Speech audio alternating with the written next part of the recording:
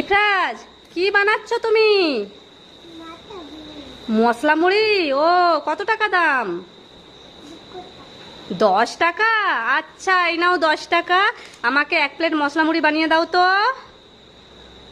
বাহ, তোমার মশলা মুড়ি। এটা কি আছে? টমেটো আর কাঁচা লঙ্কা। আচ্ছা, এটা চানাচুর। আচ্ছা, মুড়ি। আচ্ছা, এটা, ও, পেঁয়াজ। এটা শসা। আচ্ছা, বাহ, খুব ভালো হয়েছে। এবার আমাকে, ও, এটাই থেকে গেছিল। ঠিক আছে, হয়েছে। এরপরে তাড়াতাড়ি আমাকে বানিয়ে দাও তো, খিদে পেয়েছে খুব জোরে। বাহ, খেয়ে নেবো, দাও। বাহ, গুড বয়।